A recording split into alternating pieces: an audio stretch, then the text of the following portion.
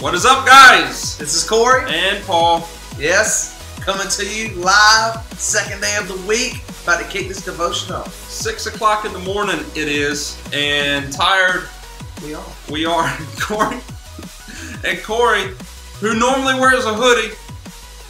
Get this guy. Y'all just take a look at This is how he shows up this morning and doesn't tell anybody that's what he's wearing. And here I am with a Winter Jam promo shirt on because, you know, I think he's going to show up in a hoodie. But that's fine. Stay on your toes, ladies and gentlemen, boys and girls. Cool. What's up next is videos. Yes. Oh, we got some good ones. We do have some good ones. These are good videos. It's a rare phenomenon. You're gonna see it. It's weird. We didn't know about it. There's nothing else we can do but show the video. This is gonna be good. You gonna do it? Yes, let's do it. Ready? Here you go, guys. You're welcome. Do it. All right. What do we got today, Paul? So apparently this is a rare phenomenon. Oh my God! What just happened? You put a cucumber behind a cat, and they just freak out. And that happens. What is this? Where did this come from? Probably from Europe. They do weird things over there. And freak out. There you go. There must be some weird scientific phenomenon. Look at this guy, and he's gone. What is it about a cucumber? He identified it as a cucumber. Yeah, but what is the cats just hate cucumbers? I don't know. Maybe they don't. Now see, that looks like a zucchini. Is that a cucumber or a zucchini? Maybe it's just anything that looks like a cucumber. Or a zucchini. Or a zucchini, yeah. Look at this guy. So what about like a green salami? I mean, I think it's more... I was just saying. I mean, dude. Look at this guy. Look, I did see this one. Look at this guy. He is about to climb. Oh my goodness. No, dude, I think there's one where he like jumps up in the air and then just like almost springs himself off of the cabinets. I think this is it. This is Eddie's out. Did you see that? Out! Man. Cats jumping in fear of their life because of a cucumber. Because of a cucumber. Who would have thought it? I mean, out of all the things in the world that a cat... See, this is why we're dog people. Because you can't predict cats. Yes. You put a cucumber down, I mean, they will claw your face off. But you put a cucumber down there... And it's just as skittish as they can be. Skittish as they can be. You put a cucumber in front of a dog, guess what that dog's going to do? He's probably going to eat it. He's going to eat it. He's going to eat that cucumber. He's going to eat it. He's not going to run from it. Like the masculine animal he is. Yeah.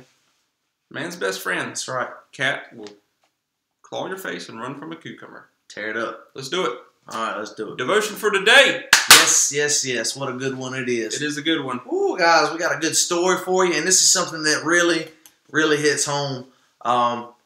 I'm still, I guess, in my young years. I don't know, but for the younger crowd and even for adults, this is a really, really, really great message. It's something that we should all aspire to do. Anything we go over, we should all aspire to do. But this is some really good stuff today. And basically, I'll give you a short synopsis of the story, and it just talks about forgiveness and handling things one-on-one as opposed to behind someone's back. Or, well, you know, in today's society, there's so many different, you know, things that are at your fingertips. Social media is just the biggest it's ever been. Facebook, Snapchat. Now, there's so many ways to just put information out there. And the problem with that is some of that information is wrong. In fact, a lot of it is wrong. And some of it could be true, but either right, wrong, true, none of these things apply.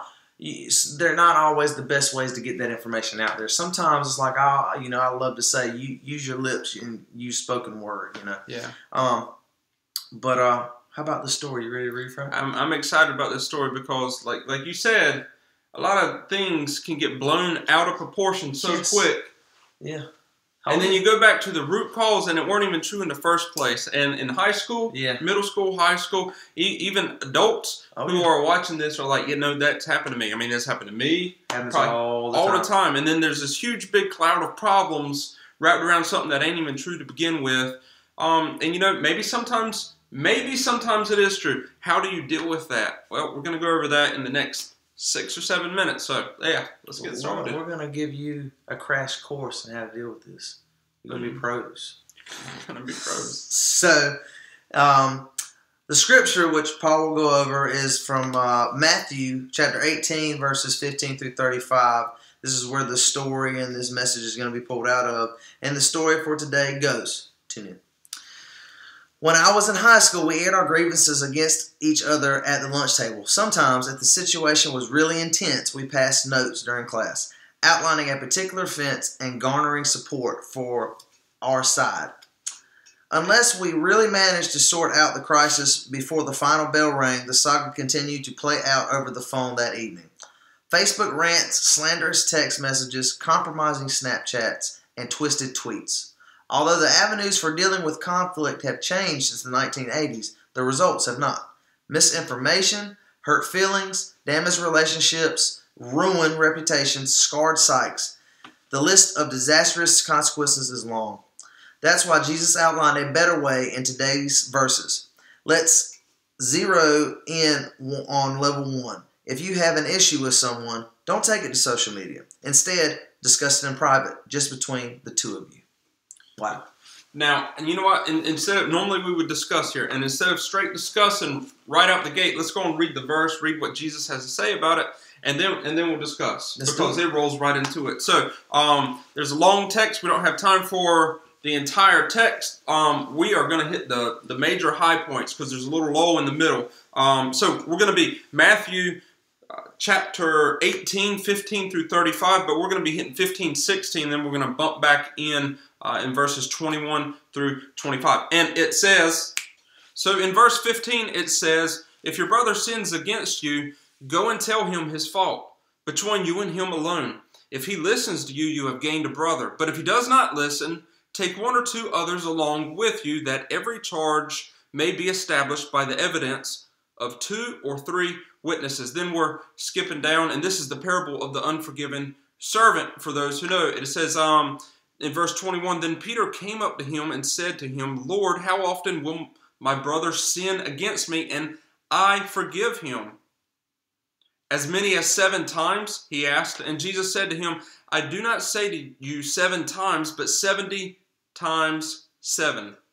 Therefore the kingdom of heaven may be compared to a king who wished to settle accounts with his servants. When he began to settle, now this is good stuff right here. When he began to settle, one was brought to him who owed him 10,000 talents. And since he could not pay, his master ordered him to be sold, with his wife and children and all that he had, and payment to be made. So the servant fell on his knees, imploring him, talking to the master, have patience with me, and I will pay you everything. And out of pity for him, the master of the servant released him and forgave him the debt. That's awesome, right? It doesn't stop. It doesn't stop there. That's it. Here we go. That's very good. But when that same exact servant went out, he found one of his fellow servants who owed him 100 denarii. And seizing him, he began to choke him, saying, pay me what you owe. So his fellow servant fell down and pleaded with him, have patience with me, and I will pay you. He refused, and he went out and put him in prison until he should pay the debt. When his fellow servants saw what had taken place, they were greatly distressed, and they went and reported to their master all that had taken place. Then his master summoned him and said to him, you wicked servant, I forgave you all the debt because you pleaded with me, and I should not have mercy on your fellow servant, as I had mercy on you. And in anger, his master delivered him to the jailers until he should pay all his debt. So also my heavenly Father will do to every one of you if you do not forgive your brother from your heart. So we have this guy. Now, let's not forget, this is Jesus talking here. Okay, this is Jesus telling a parable. Yeah. Okay, Christianity wraps around Jesus. This is Jesus, the center of Christianity, the cornerstone. And he's telling this parable, this story, okay? And he says there's this master and there's a servant. The servant had this huge debt, couldn't pay it off, begged the master for forgiveness. There's no way I can possibly repay you. The master says, you know what? I forgive your debt. And as soon as this cat gets outside, he recognizes old Corey, and he's like, Corey, you owe me $5. Notice the amount weren't nowhere near what he had owed his master. Yep. Okay? Goes outside and says, hey, you owe me $5. Corey's like, man, I don't have those $5. And I'm like, well, you know what? You're going to jail then. And then he goes, well, forgive me. You know, And this guy has completely forgot about the forgiveness that he was just showed. Yeah. Okay? Mm-hmm. I mean, oh yeah. There's so many ways to make this applicable to almost every situation through a middle school, high school, even into adulthood, in talking about forgiving others, you know? Yes. Oh, yes. I think it's huge. It's the biggest thing. It's hard to really put these things, what's more important. But this right here, because, so many of the youth nowadays, and even in our adult lives, I can tell you right now, I'm 27 years old, and forgiveness is just a huge thing, in the workforce, when you're working with people, every day, and you go to work, and you have to get along with these people because this is your livelihood. This is the people you're counting on. They're counting on you. When you go to school, and I don't know if you don't play sports, but if you play sports and you're on a team, you get into one hiccup between each other. You're just never going to talk to each other again. Or you're not going to pick up a blocking assignment on a football team. If I'm working out on the street one night, if me and so and so got to an argument, am I not going to back him up on a call? You can't have it. It is not healthy. So Jesus is really preaching the word. He's saying that you need to forgive. You need to forgive because that is the most important thing that you can really do for one another. It's huge, and out of the story, the biggest thing I'm pulling out of is like I said earlier before we all read it, is there's just so many ways that people will get around forgiveness, and instead of getting to the root problem, they'll go to the tweets, they'll go to the Facebook, they'll go to all these things, and then that's their outlet when their outlet should be, let me go to so and so, let's go ahead and hash this out. I'm not going to John. I'm not going to Betty. I'm not going to whoever and chatting about it and gossiping, because gossiping, we got to stay away from gossip, guys. We need to go ahead, go to the person you have an issue with, deal with it. Don't do it with your little thumbs. Just go ahead and take care of it, because by the time you're done doing this, the problem will have went away, and you have a misconstrued perception of the person that you had an issue with, and you could have really developed something really beautiful with that person. The relationship could have grown 20 times. Yeah.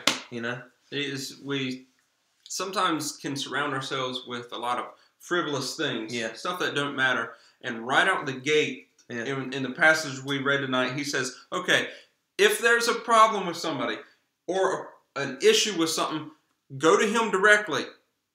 He specifically says, don't go get a circle of friends just yet. Yep. Go talk to him directly, and y'all can work this out. Now, when do you go get 2 more friends? When you can't work it out, then you go get 2 others and see if you can. We are not slinging mud here. We're not casting stones. It is, hey, there's an issue. Can I talk to you about this issue?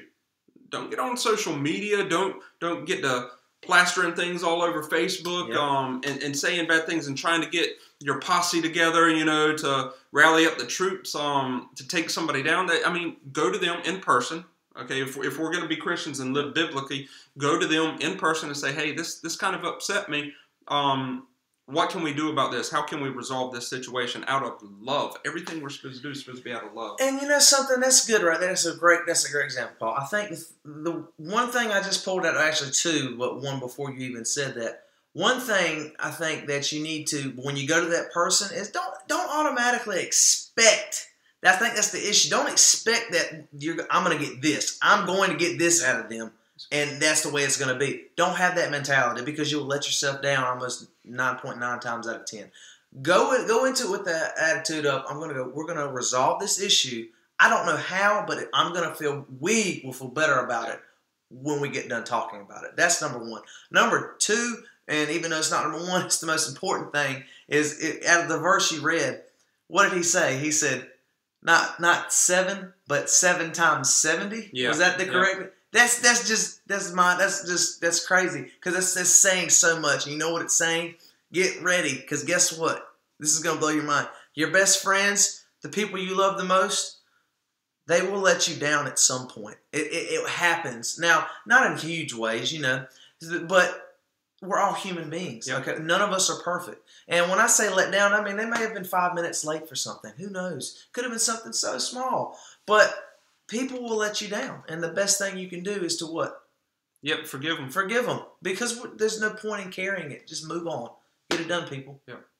And when you show up to that argument, like Corey said, or you show up to this encounter that you're going to have, this resolution that you're going to have, they're going to show up to the same meeting, and their point of view, they're right. So remember that. Your point of view, you're walking into this that you're right because you think you've been wronged.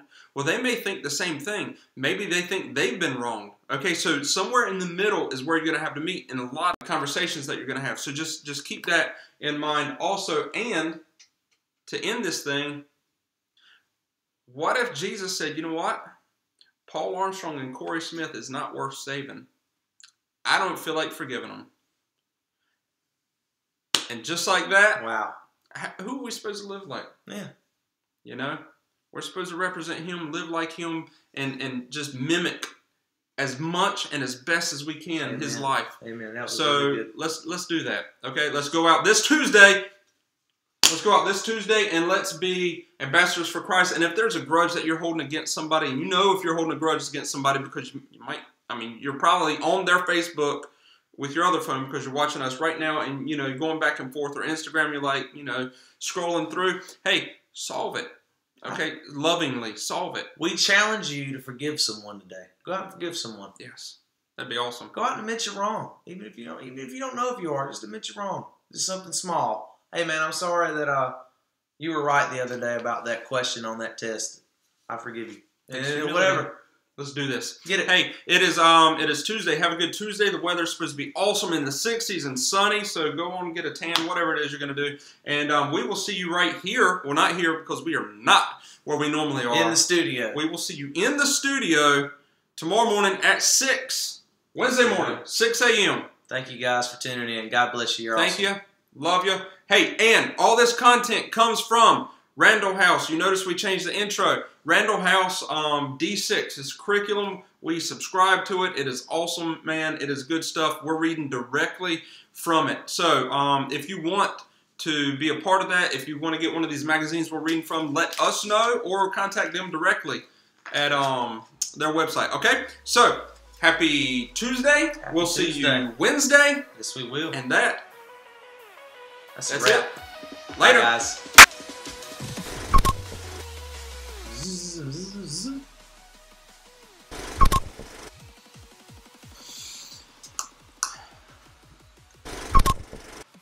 Maybe I'm gonna go with this pose today.